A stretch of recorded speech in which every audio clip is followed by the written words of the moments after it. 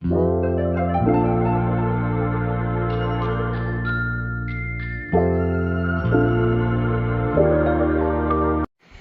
dragi gledatelji, u današnjoj emisiji ću vam nešto više govoriti o nevjerojatnim zdravstvenim blagodatima redovito konzumiranja čaja od lovorovog lista i čaja od klinčića.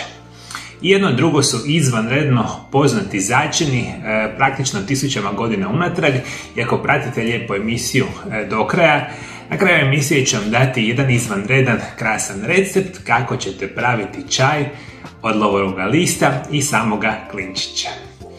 Možemo reći što je lovorov list. Lovorov list raste na skupini zimzelenih biljaka, koje pripadaju obitelji biljaka pod nazivom Luraceae.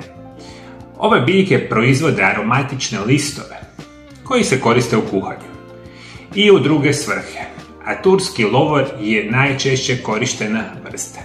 I ono o čemu morate voditi isto tako računa, da mi u znanstvenim studijima itekako dobro znamo da u lovorovom listu ima čak preko 80 identificiranih kemijskih spojeva koje potencijalno mogu pomoći našemu zdravlju. Možemo reći, sam lovorov list je podrijetlom iz mediteranske regije. Pruža protuupalno, antimikrobno i antioksidativno djelovanje. Možemo reći da ova biljka uključuje u svom sastavu polifenole, eukaliptol, cineol, sabinel i linalol.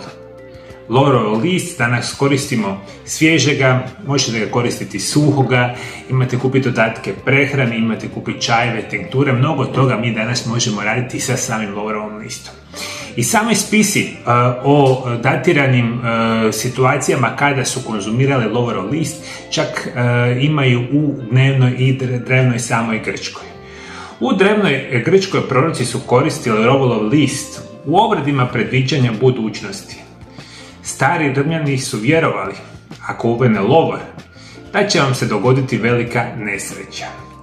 Isto tako, drevni Rimljani su koristili biljku u medicinske i kulinarske svrhe, što danas apsolutno ne bi trebalo biti iznenađujuće. Stari Rimljani, stari Grci koristili su ovaj nevjerojatnu biljku i oni su u ono vrijeme znali i da imaju zdravstvene blagodati i da ima naravno u kulinarske svrhe. Kada govorimo o samim klinčićima, veliki broj vas ne zna da su oni zapravo podrijetlom iz Indije. I sam naziv klinčić je zapravo došao od njihovog izgleda, koji, ajmo tako reći, podsjeća na sami čavao. Govorimo reći da je to začin koji je podrijetlom iz Indije i tamo se stotinama godina koristi u medicinske i kulinarske svrhe. Dolazi iz istoimenog stabla koje potiče sa Maluku otočja u istočnoj Indoneziji. Plod cvjetnih pupoljaka se skuplja, a koji počinju cvjetati nakon 4 godine od početka rasta.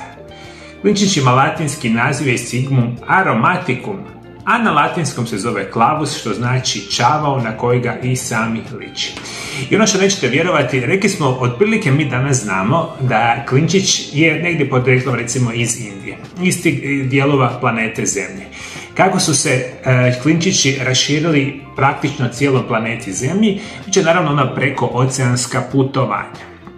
Onim prekooceanskim putovanjima stoljećima godina unatrag, naravno da su se radile trgovine raznih roba, tako i samih začina. I u ono vrijeme pomorci koji su plovili u Indiju širili su same klinčiće diljem svijeta, što je izvanredno interesantna informacija. Ono što možemo reći, klinčić je moćan lijek za mnoge bolesti. Glavni sastojak klinčića je eugenol, kojemu je glavno obilježje protuupalno djelovanje. Osim toga sadrži minerale kalcij, kalij, željezo, fosfor, cink, bakar i mangan i selen. Bogat je vitaminom C, vitaminom B6, vitaminom E, K, folnom kiselinom, riboflavinom i niacinom, što je zapravo nevjerojatno reći. I mi danas znamo da su najveći proizvođači klinčića, dakle te azijske zemlje, Indija, Malezija, recimo Šri Lanka je danas jedan od najvećih izvoznika i proizvođača samih klinčića.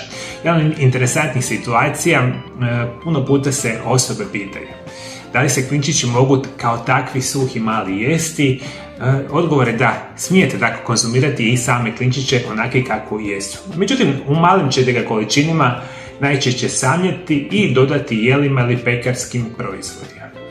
I koje su zdravstvene blagodati čaja od klinčića i lovorovoga lista? I ono prvo što vam želim reći.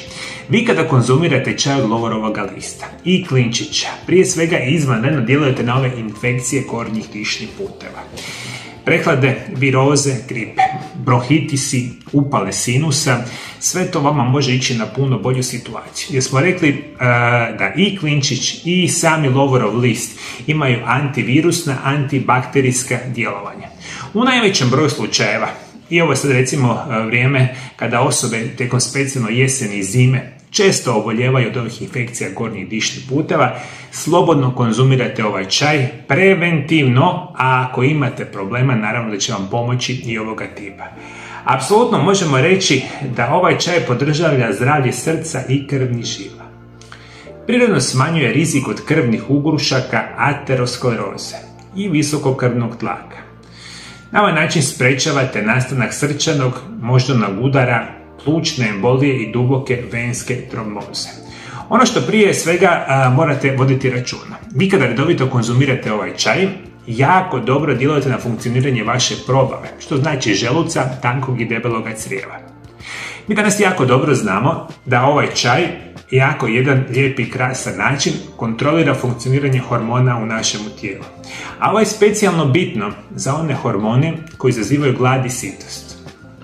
Mi smo u velikom problemu u modernom načinu života da osobe, zapravo veliki broj osoba imaju prekomjernu tjelesnu težinu. Imaju kompletan disbalans hormona gladi i hormona sitosti. I tu će vam pomoći ovaj čaj, prirodno će vam izbalansirati ove hormone, ali i puno drugih hormona i poticat će prirodno mršavljenje. Ono što možemo reći, prije svega čak vam rješava napuhanost, nadutost, zatvor, gastritis ili ulcerozni kolitis. Ima čak antikancerogena svojstva i djeluje protiv dijabetesa. Klinčić djeluje kao antimikrobni agent ubijajući parazite i bakterije u probavnom traktu. U primjerenim dozama olakšava čak i same grčeve. Ono što nećete vjerovati, vi kada konzumirate ovaj čaj, čak preventivno djelujete na smanjivanje rizika od bubrežnih kamenaca. Dakle, ovaj čaj potiče zdravlje bubrega, ali i mokrečnog sustava. Manji rizik od bubrežnih kamenaca, isto tako ovaj čaj ima nevjerojatnu mogućnost čak prirodnog liječenja kandida infekcije ili same kandidijaze. Što je još jedna vijest koju veliki broj vas nije apsolutno znao.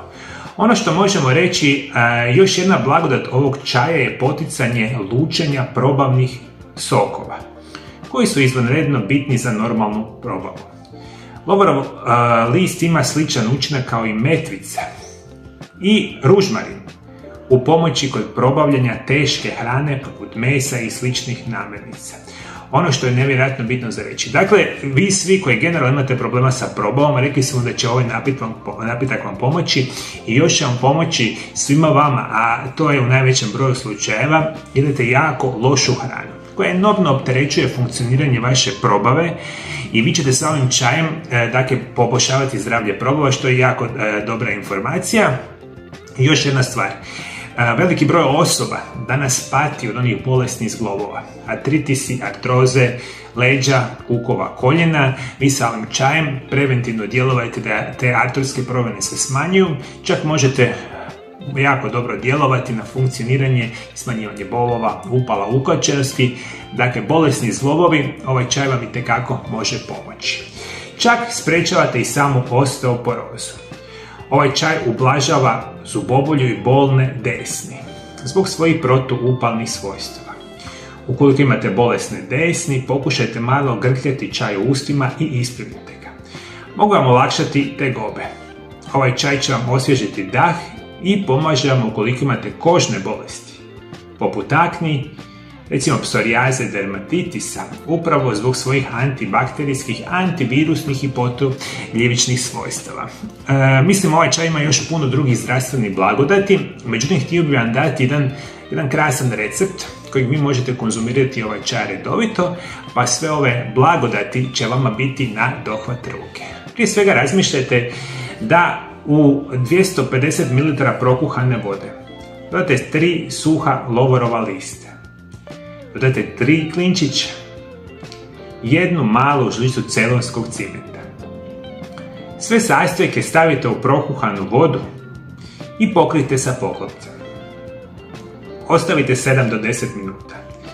Nakon toga sve procijedite i ako možete dodati 1 malu žličicu meda nakon što se čaj ohladi i pijete ga recimo tako 1 do 2 puta dnevno. Dakle, ovaj čaj smo kombinirali lovorov list, apsolutno klinčić i ono opcionalno vam je, a isto tako izvanredno za mnom, bit će sami ceylonski cimet.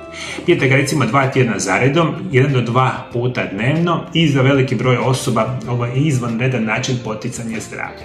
Naravno da ovaj čaj ne smiju svi piti, specijalno svi vi koji ste teški kronični bolesnici, koji pijete velike količine lijekova, vi apsolutno ove prirodne lijekove ne smijete nikako konzumirati bez savjetovanja sa vašim izabranim medicinskim stručnjacima.